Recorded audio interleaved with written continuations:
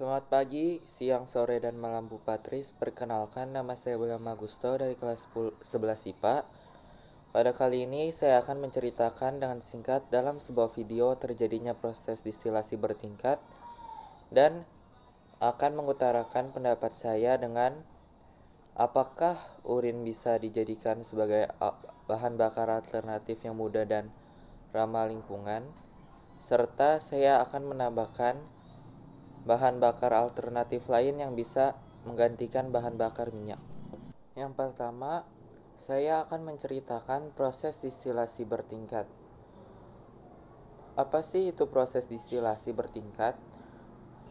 Proses distilasi bertingkat atau penyulingan atau fraksionasi adalah merupakan proses pemisahan senyawa-senyawa hidrokarbon berdasarkan titik didinya menjadi kelompok-kelompok senyawa yang disebut fraksi. Dalam proses distilasi bertingkat, minyak mentah tidak dipisahkan menjadi komponen-komponen murni, melainkan ke dalam fraksi-fraksi, yakni kelompok-kelompok yang mempunyai kisaran titik didih tertentu.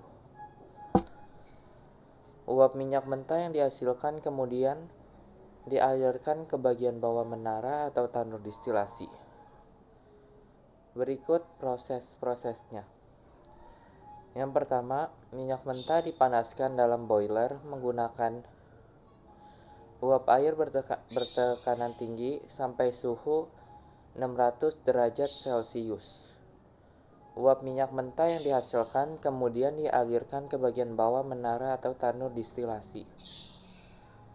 Yang kedua, dalam menara distilasi, uap minyak mentah bergerak ke atas melewati pelat-pelat atau tray. Setiap pelat memiliki banyak lubang yang dilengkapi dengan tutup gelembung atau bubble cup yang memungkinkan uap lewat. Yang ketiga, dalam pergerakannya, uap minyak mentah akan menjadi dingin. Sebagian uap akan mencapai ketinggian di mana uap tersebut akan terkondensasi membentuk zat cair. Zat cair yang diperoleh dalam suatu kisaran suhu tertentu disebut fraksi. Fraksi yang mengandung senyawa-senyawa dengan titik didih tinggi akan terkondensasi di bagian bawah menara distilasi. Sedangkan fraksi senyawa-senyawa dengan titik rendah akan terkondensasi di bagian atas menara. Sebagian fraksi dari menara distilasi selanjutnya dialirkan ke bagian kilang minyak lainnya untuk proses konservasi.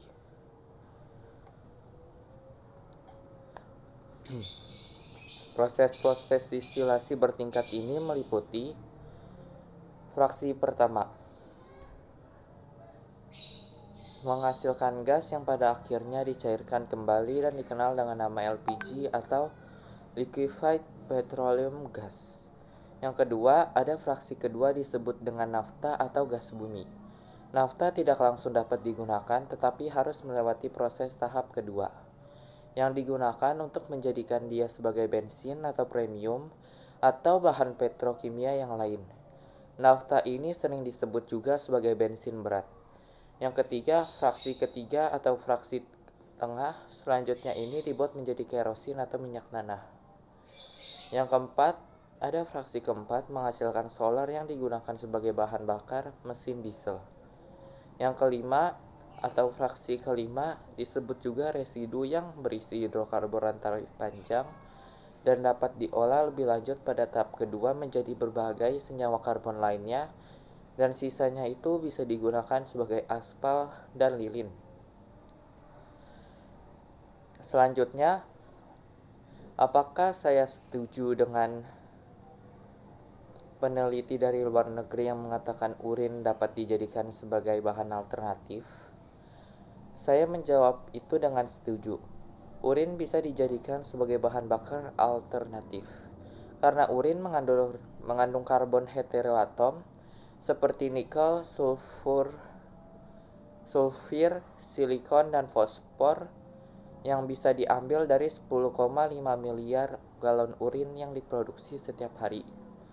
Urin juga bisa terbilang dalam golongan murah dan ramah lingkungan. Mengapa? Karena urin itu sudah terreproduksi dari dalam diri manusia, masing-masing dan urin itu tidak akan pernah habis selama kita masih hidup. Tetapi perlu diingatkan, tidak sembarangan urin yang bisa dijadikan sebagai alternatif.